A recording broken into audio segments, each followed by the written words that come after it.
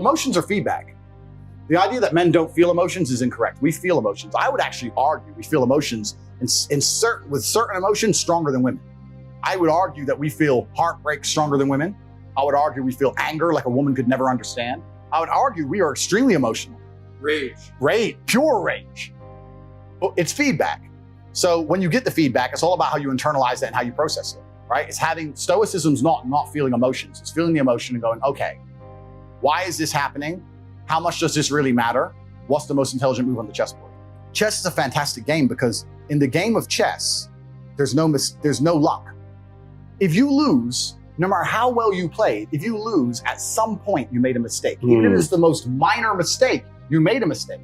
So you learn to understand that no matter what happens to you, if you lose a scenario, you made a mistake. Maybe it's a tiny one, maybe it was 2 years ago, whatever, but you made a mistake, and you learn absolute and utter accountability for yourself. And that mentality is extremely powerful to apply to all things in life. The position I'm in now as the most hated man in the world, although I agree and I truly believe it's unfair, if I end up filled with rage, I take responsibility for that. If something happens to me that makes me enraged, I will take responsibility. Why has this happened to me? Why do I feel this way? How did I end up in this position? Is this healthy in this scenario? And sometimes it is. I've had scenarios in my life where I was prepared to die to protect somebody else, and I was enraged and it was healthy. I've also had times where I'm in a room by myself, enraged, sitting there going, this is no good for anybody.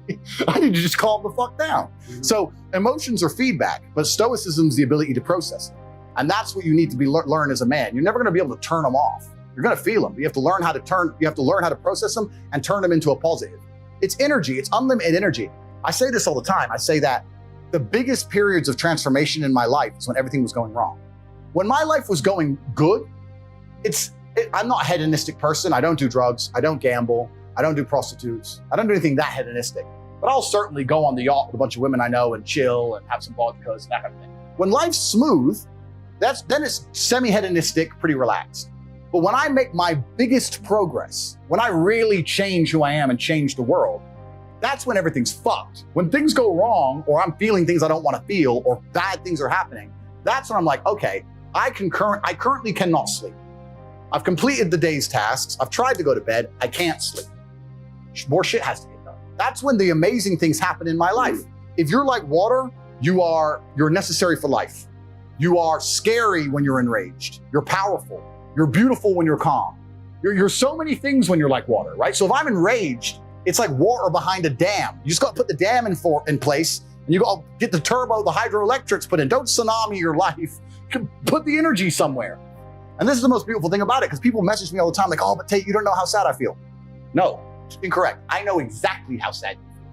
One of my most famous things people attack me for is their little quote is they say, you said depression isn't real. Say, I didn't say depression isn't real. I said feeling depressed is real. But the idea that depression is going to strike you in your mind and there's nothing you can do about it, I think that is promoting helplessness amongst depressed people, and that's the reason they kill themselves. I don't think that making people helpless in an unfortunate situation is the great thing to do. You have to give people hope. And I explained that when you believe in something, you give it power. So I tried to say that when I felt at my lowest and I achieved the most I've ever achieved in my life, the reason I was capable of doing that is because I didn't believe in the paradigm of being a depressed person. And I gave a very simple example, an analogy. I said, if you take two people, one believes in ghosts and one doesn't, and you put them both in haunted houses, and in the middle of the night, there's a bang. The person who believes in ghosts is now terrified. There's a ghost, they're calling an exorcist, they're panicking in the room, they're hiding. The person who doesn't believe in ghosts goes wind and goes back to sleep. It's the same noise, it's the same scenario, but it's the belief that's powerful in their mind that terrifies and ruins their life. It's the belief in their mind that turns against them. And I've said this many times. I don't even give a shit about right and wrong. You can tell me you can give me with every scientific proof in the world, depression, blah, blah. I refuse to believe in things that take my power away from me. I'm only going to construct a mental model that allows me to be as powerful as possible. If believing in the idea of depression is going to take my own power away, then I won't believe in it. I don't want to believe in things that make me weak. Depression or sadness is a cure-all excuse for men to use for failure. I have failed.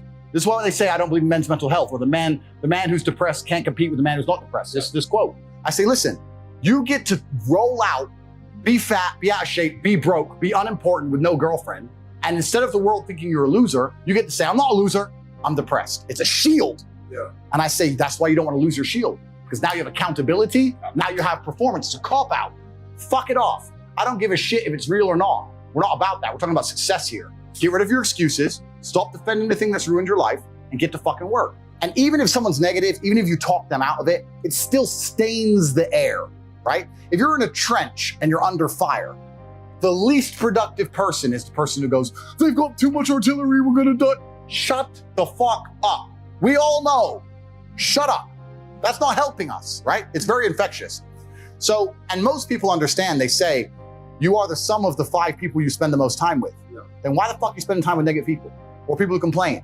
Or unhappy people? Or unlucky people? Or negative people? Stop talking to them. Everyone I talk to is like, yep, we are winners. All we do is fucking win. Do you know what the most, I don't know if you heard the statistic. They asked Chinese children what they want to be when they grow up. And they asked Western American children what they want to be when they grow up. The most popular answer in China was astronaut and engineer.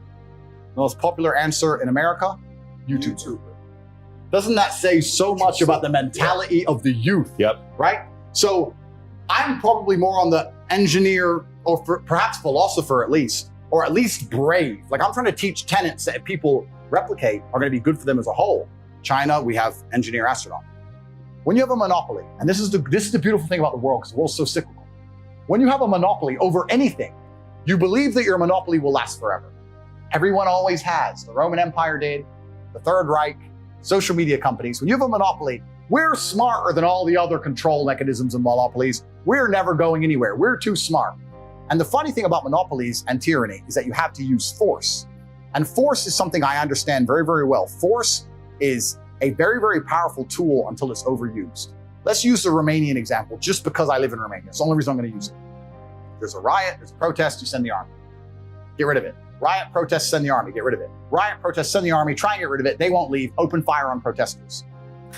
Too much. People have had a fucking enough. Then you end up ousted. There comes a point where you can use force, but once it's overused and people don't believe in your fairness, people don't believe in the fact that you're non-biased and you're still using force, there is a mass uprising. This is the human nature. You can't have force if you're not trusted with it. The reason we accept our governments to have police forces and guns and weapons is because to a degree we trust them. Once you accept your government is a psycho tyrannical dictator, you don't want him to have any force anymore. I think they made a massive, massive mistake. And if they don't see it themselves yet, they will certainly. The pressure is behind the dam. The only crack that's missing is for someone to be canceled and be more successful than before. That's all that it takes. I'm not here to try and become king of Earth. I'm not here to get suicided. I'm not here to do any of that. But I do have a huge contingent of young men who believe in me. And I do understand that the things I'm teaching them are good for them. And by extension, it will be good for society. I'm not trying to take over the world, right? I'm not trying to do that because I don't want to end up in a position where I'm against the people who run the world. I'm not stupid. But their attack has failed. So now they have to sit and if they have a brain, analyze what they're going to do next. Saint status is coming one way or another. I truly and utterly believe that. I'm already having conversations with very important people. And Rumble were the first people who stood up to me and said, you know what? We've got your back 100%, including financially. And they offered me a huge financial incentive. And I said, you know what? Don't worry about that. You keep the stocks. Don't worry about it. Because I don't need money. And when you don't need money, it also puts you in a very, very powerful position. It's very rare you find a man who has that much influence who doesn't want money. I don't want money. I believe in what you're saying. Let's do it.